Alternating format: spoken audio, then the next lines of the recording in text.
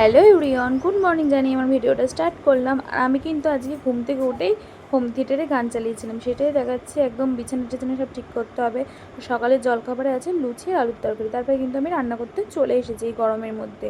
আর আজকে কী রান্না করছিলাম, ভাত, উচ্ছে আলু ভাজা, চিকেন, আর হচ্ছে কী একটা করেছি ভুলে গেছি। তো এখানে দেখো চিকেনের আলুগুলো ভেজে নিলাম, তারপরে এবার পেঁয়াজও ভেজে নিলাম।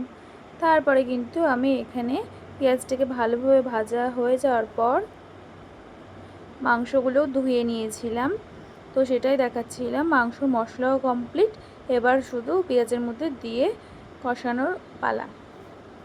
ভালো করে কষিয়ে নিলাম, দেখতেই পাচ্ছ অনেকটাই তেল ছেড়ে গেছে, কষানো পুরো আমার ডান। এবার কিন্তু আমি ওর মধ্যে মাংসগুলো দিয়ে দিলাম। দেখো মাংসগুলো দিয়ে দেওয়ার পরে কিন্তু আমি খুব ভালো করে নাড়াচাড়া করে ঢাকা দিয়ে দিয়েছিলাম। তারপরে কিন্তু অনেকটাই কষে গিয়েছিল। তো অনেকটাই কষানো হয়ে যাওয়ার পর তারপরে কিন্তু আমি একটু সবার জন্য কষা তুলেও নিয়েছিলাম, তারপরে আমি একটু জল ঢেলে দিয়েছিলাম। আর কষা তো মাংস চিকেন হলেই তো বাড়িতে একটু কষা তুলতেই হবে, আর আমার খুব ভালো লাগে কষা খেতে।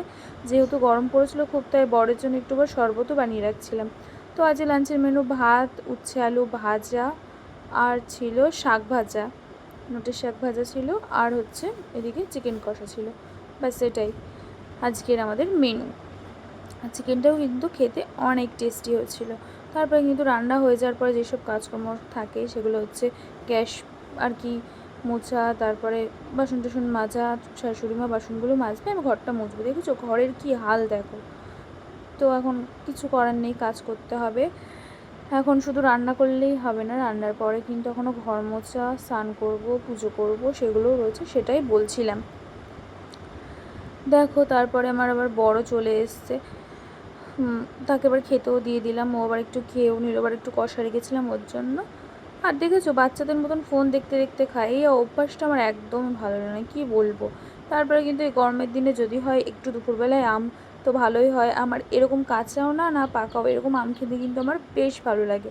সেটাই বলছিলাম যে খুব মিষ্টি, ভেবেছিলাম যে কাঁচা হবে, খুব মিষ্টি, না টক না মিষ্টি। তো দেখা হচ্ছে নেক্সট ভিডিওতে।